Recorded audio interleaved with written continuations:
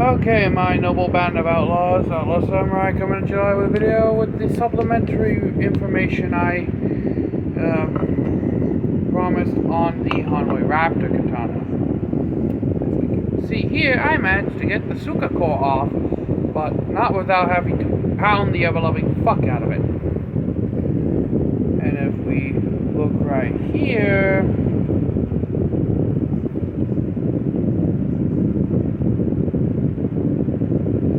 there is a fucking crack on the Suka core that, no joke,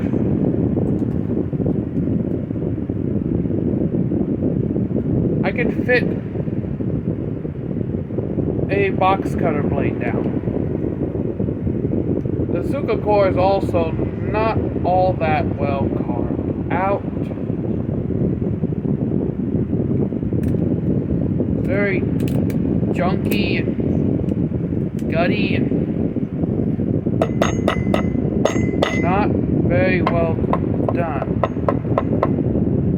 Now there's, as Matthew Jensen would call it, schmutz falling out of the damn Suka core. Trying to get all that schmutz out.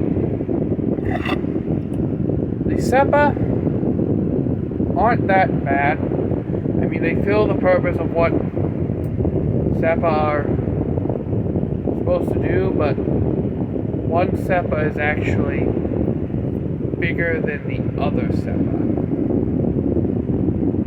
I mean, I don't know if this is a quality control issue, but hanwei, you're gonna charge $400 for a sword. I'd like better quality than this. And look, they dented the damn fushira in like a dish. I was ranting and raving on the quality of the build on this sword, but I'm starting to reconsider my all that praise. Suba, I really can't say much for the Suba. It does what the Suba is meant to do, and that's keep your hand from sliding up and down the blade, basically making it so you have a not so bad day. I think I'm going to reverse it so that the eagle is facing towards the sheath. I feel like the eagle should be facing towards the grip, because that would be like the eagle nesting, and then like the eagle on the hunt by facing the blade. I got the Habaki off as far as the Gods of Steel would allow me to get it off. As we can see, the Hamachi and the Mumachi are perfectly well aligned. I can't see any, well, no, the Hamachi is just a little lower than the Mumachi. But I took this sword apart hoping to make sure I got all the gunk and shit off from an intense water bottle session. We can see the Nakago is actually fairly well done. This is a very nice Nakago. I can easily make out tool marks and shit along the Nakago, but for the part that you're not going to see, they could have made this damn thing a hell of a lot worse. I can still see the hole, it still has the burr from where they drilled it.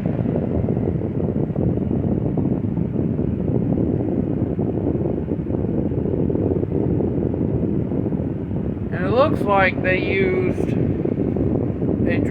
a cone style drill bit, because this hole is wider than this hole, which makes sense when you have a Makuge peg that tapers down like a Sharpie point.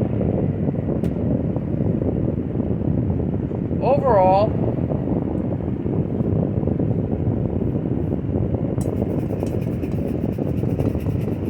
it could be a lot worse. It could always be worse.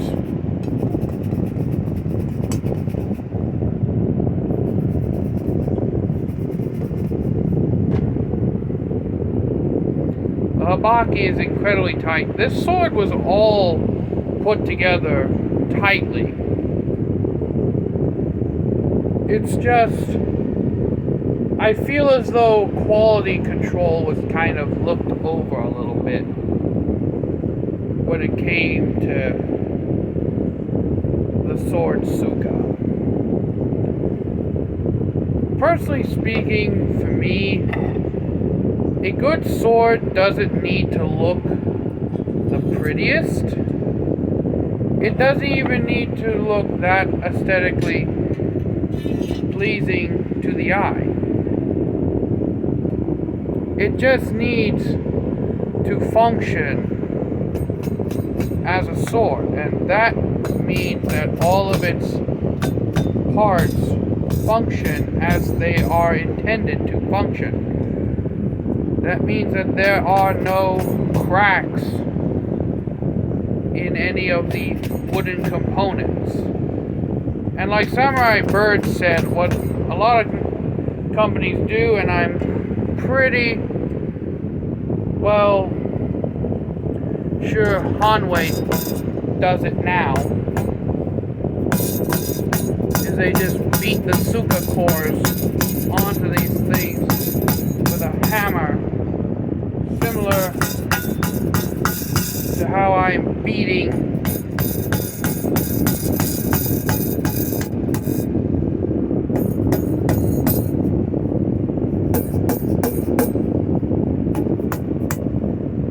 the Suba back onto this thing. I think it's almost back.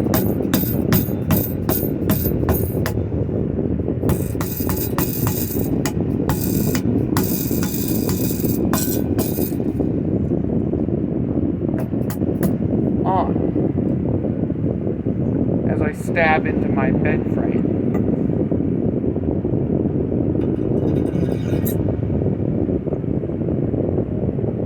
Maybe it'll go back on once I hammer the Suka core back on, but still.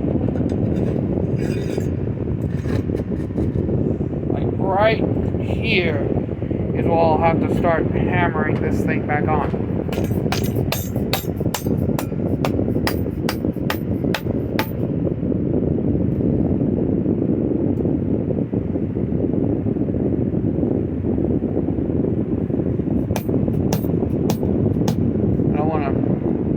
Cut my electrical cords and cause myself to get a shock from hell. And I did just flip this Suba around, so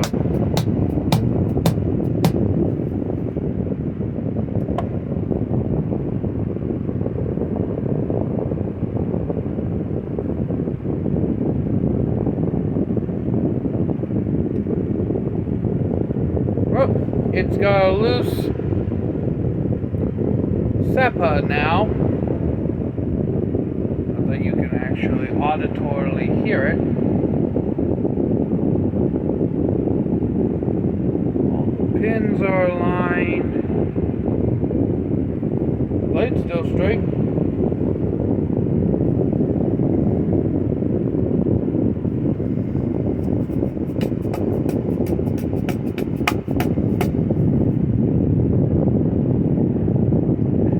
So yeah, all that preaching about hanwei quality, I honestly can't get behind the hype of the bandwagon. Because in my opinion, hanwei failed to do a basic safety check.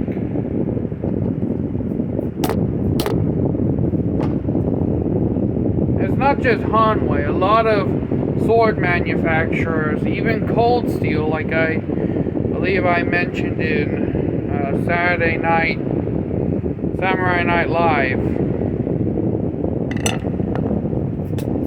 My Cold Steel Warrior series katana was subject to a similar issue, where if it wasn't for the fact that I had Unokubi pegs,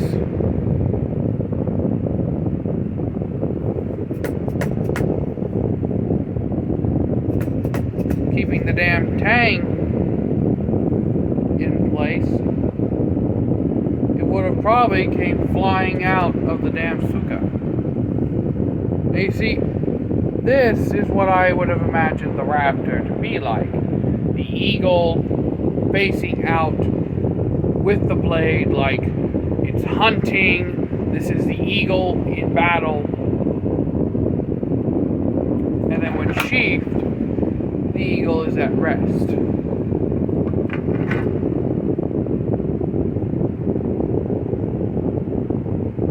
I will give this thing a point on tip retention, as I hammered it into my wooden bed frame along with my floor.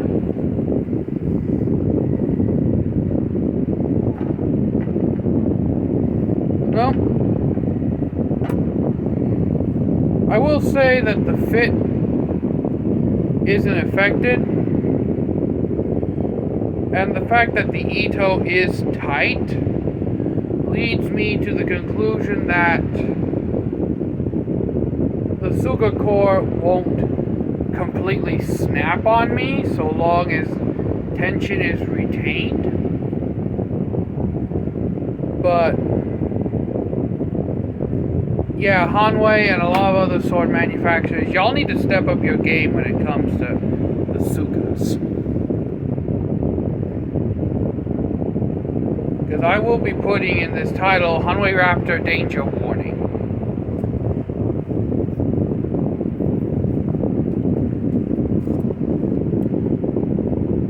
But aside from that, I should mention that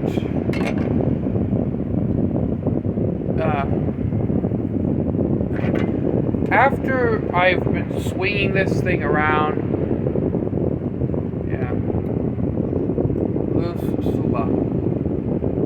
loose Seppa, though I did flip the Suba around, so I don't know.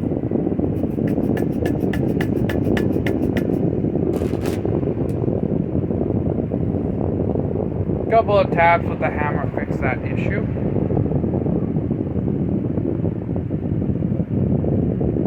Now it's all nice and tight again. Everyone's happy. No loose anything on the blade. But yeah, after swinging this thing around for the time that I have noticed that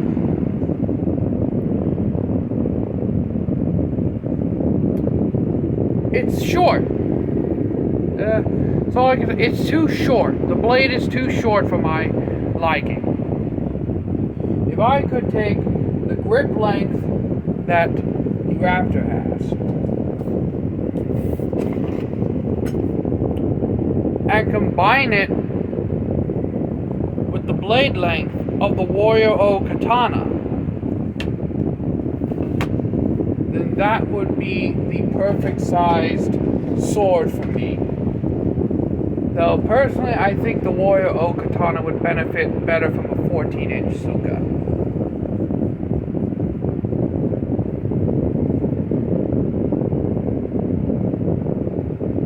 It's just that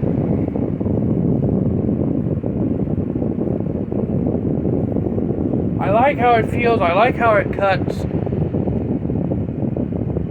It's just the blade's too short.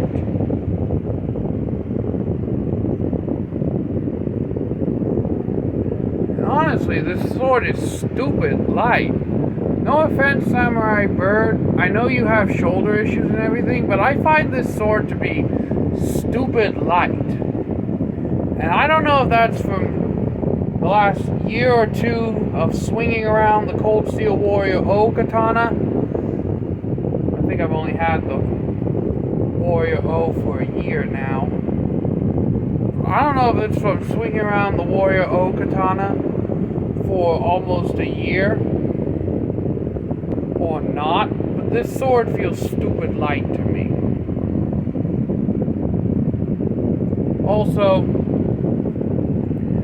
it's just too short.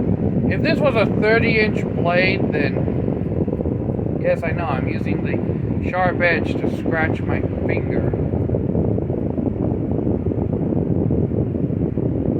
It got a sliver or something. In any case, if there was only, like, this is almost a 28-inch blade, if there was only, like, maybe 2 inches more of blade, or 3 inches more of blade, if this was only, like, a 30-inch Nagasa, then, yeah, it might very well be a perfect length for me.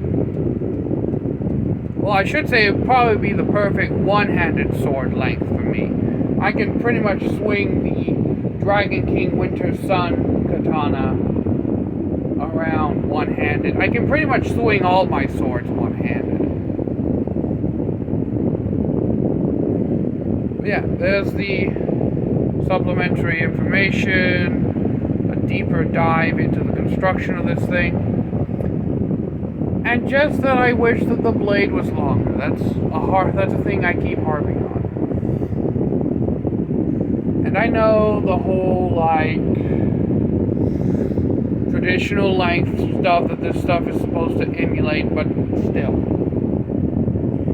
You got a fucking 13-inch Suga, okay? Most historical Japanese swords from the Edo period do not have 13-inch Sugas. They have Sugas about 10 to 12 inches, not a whole freaking foot-long Suga to manipulate a blade with. Which makes me interested on the time of when and if I get my hands on this thing's elder sister, or big sister, the Unokubi-zukuri Katana. Because, yeah, I'm going to buy its big sister and do a comparison between the Unokubi and the Unokubi-zukuri. And one of these days I'm going to make a video of why I consider the Warrior O Katana from Cold Steel to be a Hondachi. I will admit this, the Cold Steel Warrior O Series Katana is the blade I'd go with if I have to do extremely heavy cutting.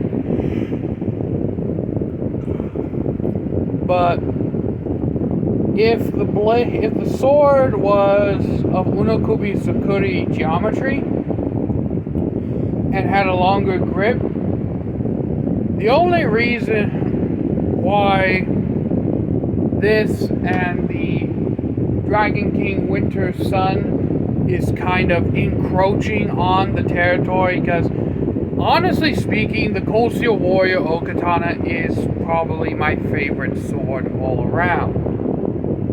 It replaced the Winter Sun, because as we've seen, the Warrior O is the sword I've done the most videos on of this channel. It consists of 90% of the playlist of my Cold Steel playlist. And the only reason the Warrior O Katana is my favorite is, well, I'll make a separate video explaining that. But in any case, final thoughts on this sword. Great sword, love it. I wish hanwei had paid more attention when they were constructing it. But that's pretty much it. If you're wondering, I made this Sageo myself out of braided paracord. And I'm just noticing how shiny and sparkly it is in the light. But until next time, my noble band of outlaws, Outlaw Samurai tells all y'all, be crazy rednecks, be safe and use your weapons. I'm out, peace, and I hope my rambling has helped you. I will probably make a more concise video, like a condensed video, like a condensed version of this later on.